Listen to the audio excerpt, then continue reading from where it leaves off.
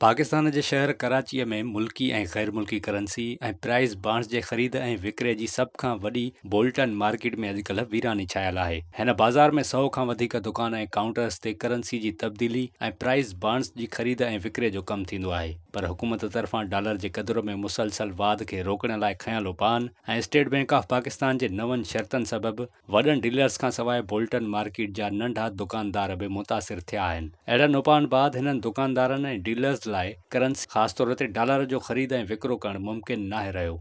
ॿिए पासे army chief general Asim Munir जे मुआशी मामलनि में ज़ाती दिलचस्पी जे करे ॿिया इदारा बि सरगर्म थी विया आहिनि ऐं मईशत खे मुबैना तौर ते नुक़सान पहुचाईंदड़ उनसरनि ख़िलाफ़ क्रैक डाउन तेज़ कयो वियो आहे। बोल्टन मार्केट जे दुकानदारनि मूजिबि गैर क़ानूनी तौर ते करंसीअ जो कारोबार कंदड़नि ख़िलाफ़ कार्रवाई थियणु घुर्जे, पर पुराणा नोट तब्दील कराइण या ॿियनि मुल्कनि जी करंसी खे तब्दील कराइण वारनि खे इहा इजाज़त हुजणु घुर्जे त हू किथे बि करंसी तब्दील कराए वठनि। संदन चवणु आहे त प्राइस बॉन्ड जो कमु त हूअं ई ख़तमु थी वियो आहे। जेकॾहिं सूरत हाल अहिड़ी रही त मुस्तक़बिल में सभु माण्हू बेरोज़गार थी वेंदा। कराची जो ओल्ड सिटी एरिया शहर जो अहम वापारी मर्कज़ आहे। हिते इलेक्ट्रॉनिक जूं शयूं, किराने जो सामान, मेडिसन मार्केट समेत ॿियूं होलसेल जूं मार्केटूं मौजूदु आहिनि। हिन मार्केट में दुकाननि ऐं फुटपाथ ते कमु कंदड़ डीलर अहिड़ा आहिनि जेके पुराणा नोट तब्दील कंदा आहिनि, प्राइस बॉन्ड्स जे ख़रीद ऐं विकिरे करण खां सवाइ परॾेही करंसी खे कुझु मुनाफ़ो रखी रुपए में तब्दील करण जो कमु कंदा आहिनि। हिन मार्केट में माण्हुनि जी पीउ इन लाइ बि लॻल हूंदी आहे जो हिते वक़्तु बि बचंदो आहे ऐं हिननि जो तरीक़ो सवलो आहे। मनी चेंजर ऐं बैंकुनि में वॾी सतह ते करंसीअ जो कारोबार थींदो आहे। उते शहर जी हिन मार्केट में हेठीं सतह ते इहो कारोबार थिए थो।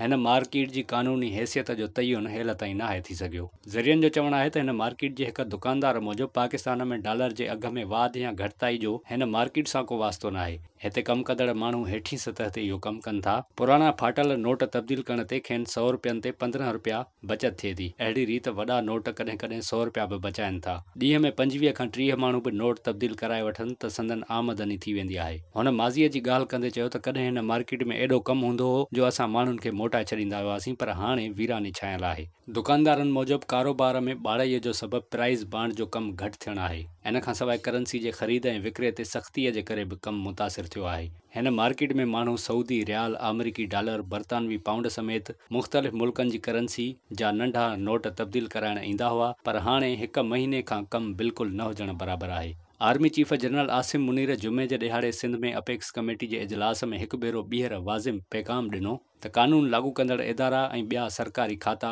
गैर क़ानूनी सरगर्मियुनि ख़िलाफ़ पूरी कुवत सां कार्रवायूं जारी रखंदा त जीअं वसीलनि जी चोरी ऐं इन्हनि सरगर्मियुनि जे करे मुल्क खे थींदड़ मुआशी नुक़साननि खे रोके सघिजे। आर्मी चीफ इन खां अॻु बि अहिड़े क़िस्म जा बयान ॾेई चुको आहे, जंहिं बाद वफ़ाक़ी जांच इदारे FIA समेत ॿियनि इदारनि कार्रवायूं तेज़ कयूं आहिनि ऐं हुंडी ऐं ॿियनि गैर क़ानूनी ज़रियनि सां करंसीअ जो कारोबार कंदड़नि ख़िलाफ़ कार्रवाई जारी आहे। एक्सचेंज कंपनीज़ ऑफ पाकिस्तान मूजिबि पाकिस्तान में कानूनी तौर ते करंसीअ जो कारोबार कंदड़नि खे कमु करण जी इजाज़त हुजणु घुर्जे। स्टेट बैंक ऑफ पाकिस्तान जे जारी कयल कानूननि जी रोशनीअ में करंसी जो कारोबार कंदड़नि खे इहो इख्तियार हासिल आहे त हू मुल्की ऐं गैर मुल्की करंसीअ जी ॾेती लेती करे सघनि। Secretary exchange companies of Pakistan मूजिबि बिना दस्तावेज़नि जे करंसीअ जो कारोबार कंदड़नि ख़िलाफ़ कार्रवाई थियणु घुर्जे त जीअं डॉलर समेत करंसी जी परॾेह स्मगलिंग जी ब्लैक मार्केट जो ख़ात्मो थिए। मुआशी मामलनि जे माहिरनि जो चवणु आहे त जनरल आसिम मुनीर तरफ़ां वाज़े पैगाम बाद इदारा सरगर्म थी विया आहिनि। मुल्क में हुंडी ऐं डॉलर जी ब्लैक मार्केट हलाईंदड़नि ख़िलाफ़ कार्रवायूं जारी आहिनि। गुज़िरियल हफ़्ते अपेक्स कमेटी इजलास में फ़ौज जे सिपाह सालार वाज़े पैगाम ॾिनो आहे त मुल्की मईशत खे नुक़सान पहुचाईंदड़नि सां कंहिं क़िस्म जी रिआयत न कई वेंदी। इन सां मुल्क में सीड़पकारनि खे हौसलो मिलंदो ऐं माण्हुनि जो एतमाद बहाल थींदो।